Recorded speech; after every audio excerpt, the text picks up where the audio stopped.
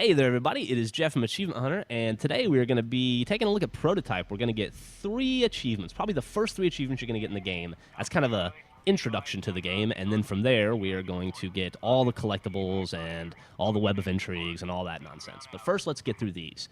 The first one we're going to be going for is the first thread. And the way this game starts is you play for a little bit, and then you go to a cutscene, and you play for a little bit, and then you go to a cutscene, etc., etc. But once you get to the part where you have to get the dude out of the tank, he's just milling about in the tank, checking his email or something, you have to run over, disguised as this dashing military gentleman, tell them that the coast is clear, and he'll pop out. Man, this game has a lot of cutscenes. They're good cutscenes. Goddamn, there are a lot of them. Okay, so now you just have to turn around and possess this guy, and when you do that, you'll kill him and steal his memories, and that'll be a whole thing, and boop. I'm sorry, consume him.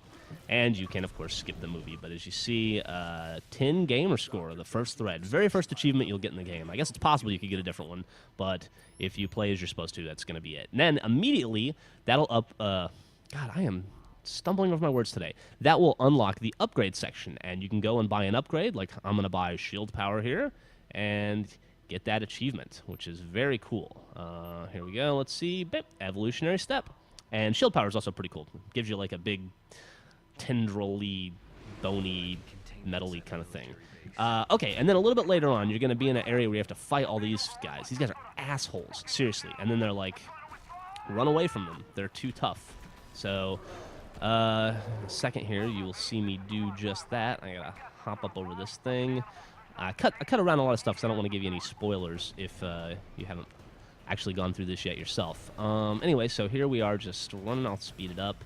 This guy, Alex, is actually pretty comical and super speed there. Okay, and then you're going to drop that into this room with a bunch of nondescript military dudes. I think it's been a while since I did this, but I think we're trying to steal something maybe or set somebody free. I don't know. I probably shouldn't talk about it anyway because I don't want to spoil it for you.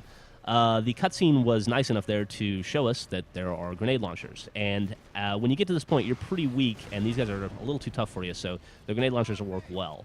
You're going to kill a few of them, and then it's going to say, hey, dude, we're just going to keep coming. And they just are, it's like an endless barrage of these guys. That guy was unlucky. I meant to shoot the monster, and I shot him instead. One nice thing about this part here is that the soldiers will not really attack you. They'll just be far too interested in these dudes. But as you can see, I killed that guy, and more are just going to drop from the ceiling.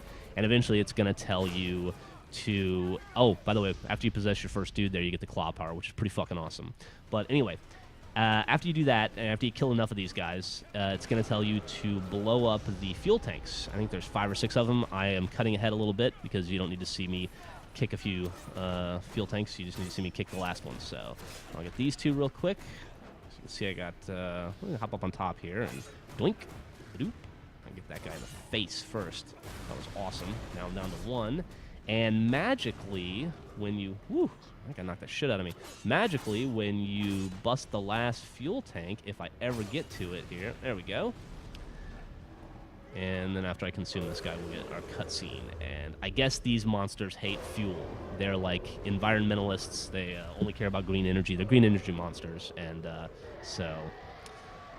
Popping the fuel tanks made shit fall from the ceiling. And anyway, they're all dead, and that's cool.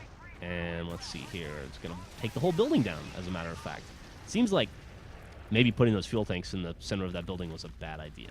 But it was a good idea for us because we get the Crossing the T achievement, which was to complete the Hunter boss encounter. And I have a feeling that's not going to be our last Hunter boss encounter. Okay, check back at achievementhunter.com over the next couple days because we're going to be doing a ton of prototype videos.